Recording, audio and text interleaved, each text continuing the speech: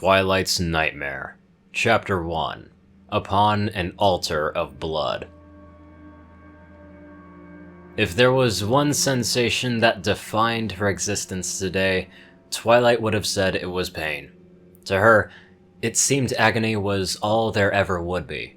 She could almost not remember what it was like to be free of this suffering.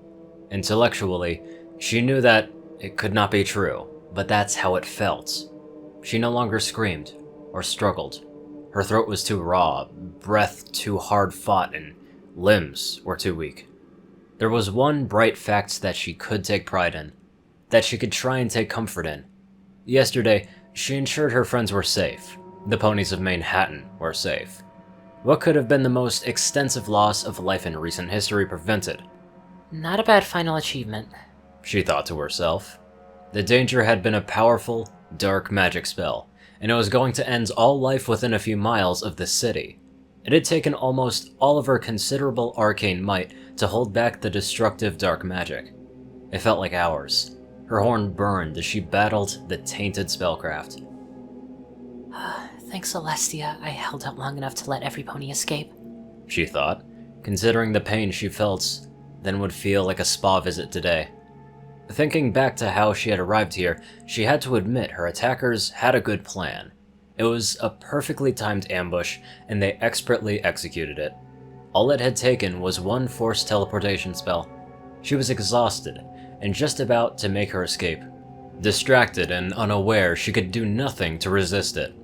Today, for all any pony knows, I died a hero in an explosion, bravely giving my life, saving every pony.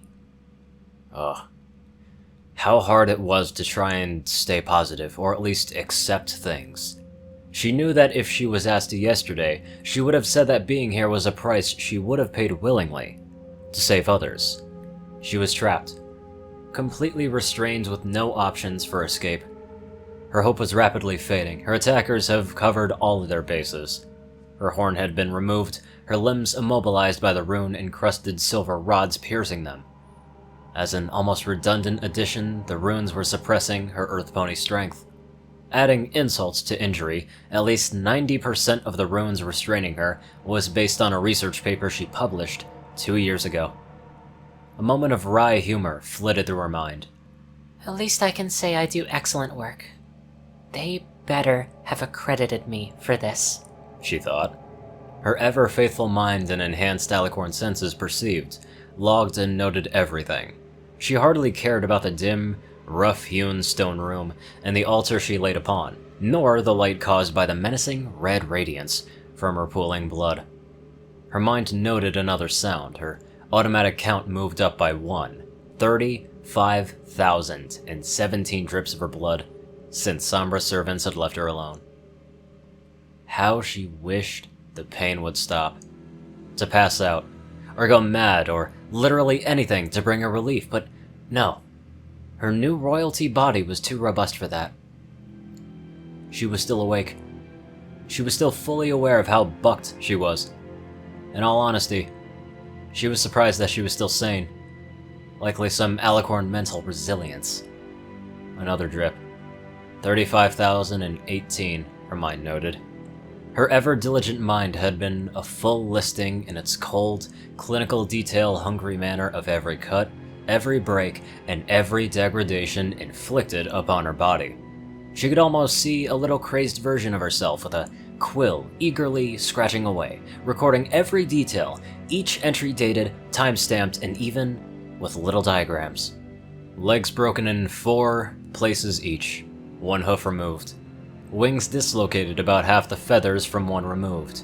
Torso opened up so her captors could take various samples. 6 ribs broke, 1 removed. And the last insult to her body, her horn removed from and stabbed deep into her chest. If not for their final act, she would eventually have been fine. Eventually, healed up, despite everything. They broke her horn off and used it to pierce her heart, exploiting one of the few true weaknesses of an alicorn. Their own divine horn. They had taken the focus of her special talent, her very destiny, and used it as a tool of her demise. Her heart was still valiantly trying to pump blood around her failing body, each beat just a little weaker. Her innate magic denying her a quick release, allowing it to function, despite the damage. They said it would take her days to finally die. She sincerely hoped they had overestimated that. Drip. Another drop of blood fell. 35,019. Her count continued. How many drops of blood would fall in a day? How would you calibrate something that could be so variable to keep accurate time? No. It didn't matter. She thought. I did all the right things. I did my duty as a princess and kept every pony safe. Being here now, this is the price I paid? She thought as a filly-like voice in the corner of her mind just kept asking. Why can't I be saved? Why is no pony here to rescue me? Why must the suffering always be mine? Drip. 35,020. More tears rolled from her eyes. She could hear them drip from her muzzle into the blood below, each making a subtly different sounds to other fluid dripping. At least my count will still be accurate. Her mind filled with thoughts of home, thoughts of family, friends, the princesses, Celestia. How she wished the princess would come and save her. How she wished to be wrapped up in those perfect white wings, to be soothed, and find this is nothing more than a nightmare. A horrible, terrible nightmare. But nothing else. In her mind, she started on one final friendship report. One last letter she would never get Spike to send. Dear Princess Celestia. Was as far as she got before another drop fell. 35,021. Her mind reported, and her body shook as weak sobs racked her body. Please. Some pony. Help me. Faintly escaped her lips. I am here, my little star. An almost familiar voice said in a loving tone. To say Twilight was surprised, that was an understatement, till she remembered. Audio hallucinations could be a sign that I'm closer to death. Something almost like magic rushed against her senses, somehow. She knew this voice of kindness was offering to take her pain away. Let me help. The voice said as smooth as the softest of silk. Twilight let her eyes fall closed, accepting this gift of help. As darkness closed in, she felt her pain fading like a bad dream. Soft feathers enveloped her in an achingly familiar embrace. After so long, merely the lack of pain was the sweetest of ecstasy. Twilight's slow breath brought her the senses of the crisp night air, feathers, and the warm scent of an equine body.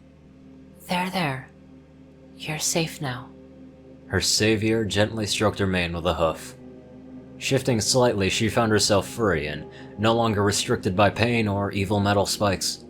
Twilight reached out with both forelegs and her wings, returning the embrace. Tears of joy now tracing her new tracks in her coat. She melted into the sensations of the hug, pressing against the reassuring feeling of her savior's hoof. Twilight blubbered out her thanks in relief, not caring if this was real. A delusion, or simply Faust, come to claim her soul. The spirit waited for something to happen. As always, she was aware of everything Twilight experienced, even if she viewed it in a detached, somewhat removed way. The suffering her host was going through was not what she would wish inflicted upon her worst foes. Even with Twilight being her enemy, she respected her. Yes, she might kill her, or torment her a bit to prove her dominance, but this unnecessary torture was going too far. If it were not for the seal preventing her from acting, she would have spared Twilight the suffering and torn apart those foul followers of Somber with relish. Trapped since the elements had stripped her from Luna, suppressed under the might of Twilight's magic. There was nothing she could do, but just watch. She had spent a long time just watching. She had nothing else to do.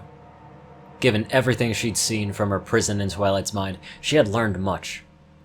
The spirit was still unsure of a lot of things, the truth of her existence being the largest issue. Who am I? The original? A fragment?